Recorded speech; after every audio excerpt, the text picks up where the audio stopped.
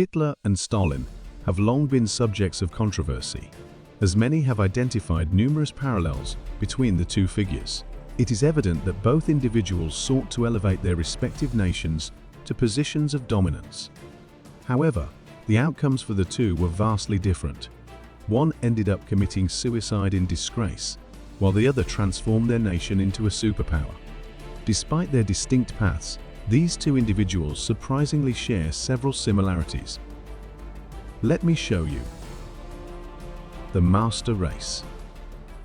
Despite the Nazi Party's ideological opposition to communism, Adolf Hitler and the Nazi leaders had to acknowledge that only the Soviet Union possessed a consciously organized system and revolution similar to their own. The most prominent commonality between Stalin and Hitler is their shared desire for their respective races to be dominant. While Hitler deemed the Aryan race superior and considered Jewish and Slavic races as enemies to be exterminated, Stalin also identified unreliable ethnic groups that needed to be eliminated to avoid harming his own Slavic race. Firstly, when Hitler came to power, he initiated the purging of all opposing factions, controlled the media, and held the military under his command. Simultaneously, the political police force, Gestapo, was dispatched everywhere to detect opponents and spies. When Stalin took power, he similarly carried out a massive purge, eradicating party members who contradicted his ideals.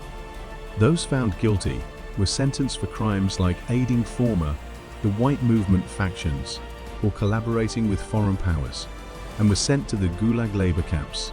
Neither Hitler nor Stalin spared the lives of these individuals. Both implemented harsh labor regimes in concentration camps and gulags.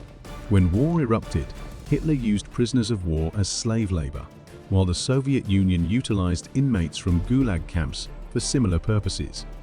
At its peak, Germany had an estimated 20 million slave laborers in concentration camps.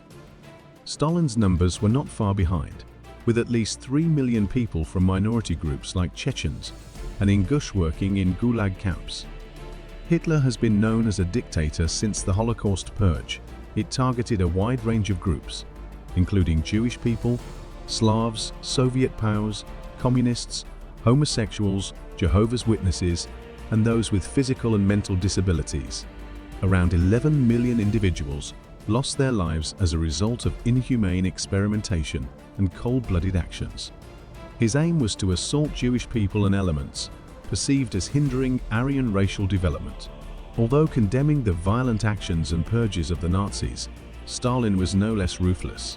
He ordered the confinement of dangerous elements within the society, largely targeting minority ethnic groups. Starting from 1933, Stalin launched campaigns to assimilate minority ethnic groups he deemed a danger to society, particularly focusing on Jewish, Cuban Cossacks, Chechen, and Ingush populations. Other groups like Han Chinese, Koreans, and Japanese were also affected. An estimated 3 million individuals from these minority groups were coerced into forced labor camps known as gulags. A notable similarity is the linkage of their reproductive policies with the nation's ideals. Their reproductive policies were managed through healthcare systems, both considering healthcare as crucial for societal development. However, these regimes had different approaches to family and labor dynamics. The Nazis encouraged men to provide for their families, while Stalin propagated the idea of both spouses working. Nazi Germany, the Soviet Union, and Fascist Italy all shared concerns over low birth rates.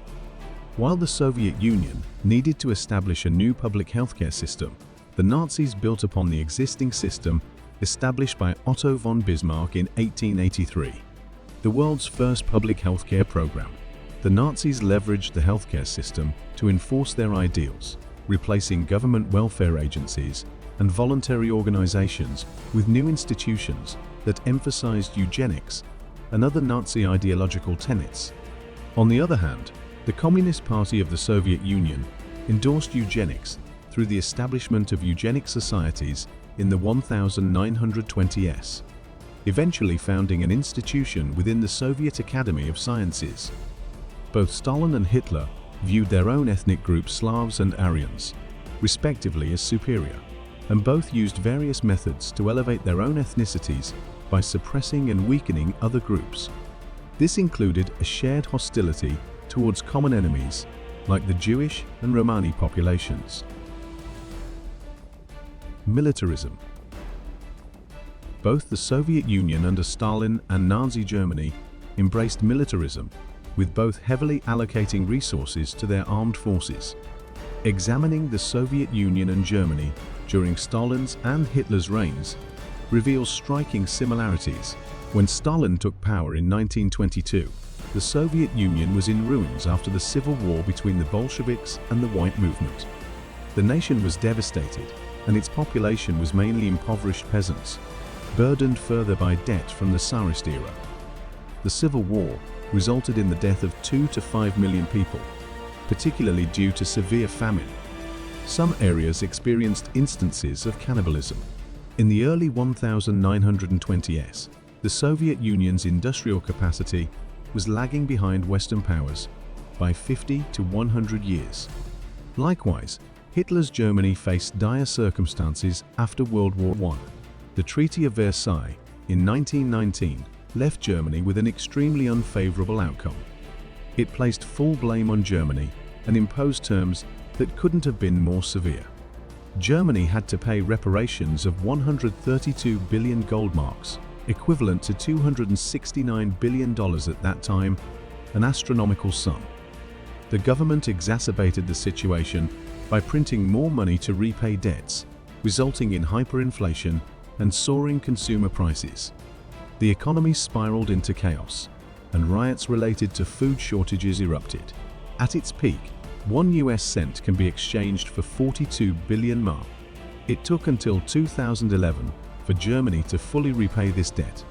Additionally, Germany was compelled to relinquish all its colonies worldwide and reduce its military to levels allowed by the treaty, which led to further destabilization. By January 1923, when the government failed to make reparations payments, French forces occupied industrial regions in the Ruhr. This was followed by widespread civil unrest. Having lost its colonies and now an essential economic region, Germany found itself in an extremely precarious position. Faced with this situation, both leaders opted for a similar course of action, violence, and implementing martial law into daily life. Stalin pursued nationalization and collectivization of agriculture, while introducing political police forces to exert control. This transformation turned the Soviet Union, which had been backward compared to Europe by 100 years, into the world's second largest industrial power. This achievement was unprecedented, achieving industrialization in a mere 18-year period. The social and psychological life of the Soviet Union in the 1920s and 1930s was a combination of two factors. Firstly, there was the iron discipline that formed the backbone of societal order. Under Stalin, regardless of position or class, anyone not Stalin was at risk of investigation by the secret police. The fear of being subjected to legal scrutiny and punishment was a consistent policy to maintain societal discipline and ethical behavior among state officials. Secondly, there were the positive emancipatory elements of socialist life, including addressing illiteracy and providing free education for children, a free healthcare system, gender equality, land redistribution for farmers, resource nationalization, and improved living standards were gradually implemented. These circumstances generated significant motivation and sparked waves of enthusiasm in the new way of life. Large movements received strong support from the people, and the societal mindset embraced dedication and sacrifice for the bright future of the nation. There was absolute trust in leader Stalin and the Communist Party of the Soviet Union. Additionally, Stalin once said, "If we do not become an industrialized nation within 10 years, Europe will destroy us." He made this statement in 1931, and exactly 10 years later, Nazi Germany invaded the Soviet Union. Therefore, alongside industrialization, he also focused on strengthening the military. The Soviet Union's military was quite outdated at the time, especially in terms of mechanization. as their industry lagged behind Europe by up to 100 years. Stalin mobilized all available resources and intelligence to develop modern weaponry, particularly tanks, to counter their Western adversaries. This initiated a race in tank engine development with Nazi Germany, alongside unprecedented advancements in human history. Stalin's foresight about an impending war compelled him to accelerate efforts at an extraordinary pace. In practice, he was proven right. The Soviet Union was founded in 1922 and became an industrialized nation by 1940, just a year before the Nazi invasion. Had he not prioritized Soviet industrialization, Nazi Germany might have conquered and devastated the Slavic people. As for Hitler, he faced an equally challenging problem: rampant unemployment resulting from poor decisions by previous governments.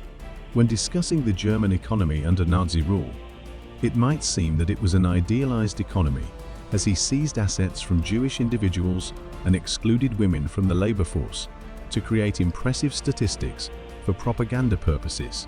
However, this was just the surface of the story. It said that the first task Hitler needed to address after taking power was the economic problems. However, the real problem he had to deal with was cleaning up the previous mess. At that time, Germany had over 6 million people unemployed, and the nation's assets were largely held by Jewish individuals. A myriad of issues burdened Nazi Germany, and amidst that chaos, Hitler realized that he had nearly acquired all the necessary elements to address these challenging issues. Steel discipline and control over every aspect of life were the solutions. First, to obtain money, assets were seized from Jewish people, utilizing a fearsome propaganda machine that depicted them as demonic entities needing eradication from society. Their possessions were transferred to state coffers and nationalized. Now, addressing the issue of wages, opening factories or labor camps, and providing somewhat livable wages combined with propagandist brainwashing solved this problem. However, this doesn't mean everything was deceptive. Hitler genuinely lifted Germany out of poverty by introducing the population to military environments. Soldiers received decent wages and held higher societal positions, effectively creating a society that greatly admired war and violence.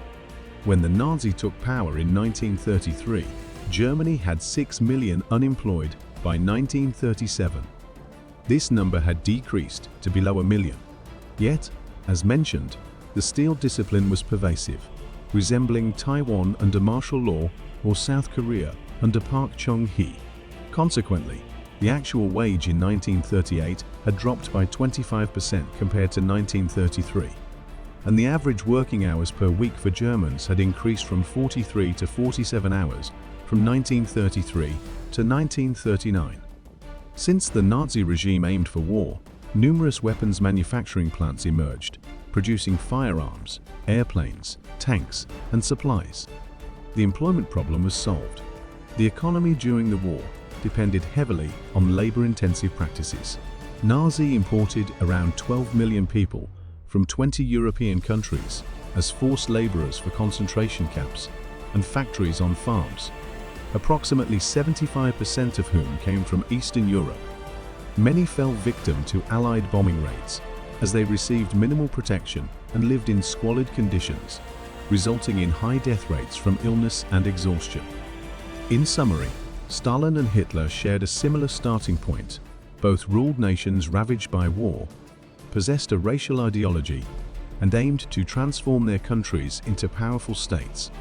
The only crucial difference being that one transformed their nation into a superpower, while the other suicide in bitterness and despair.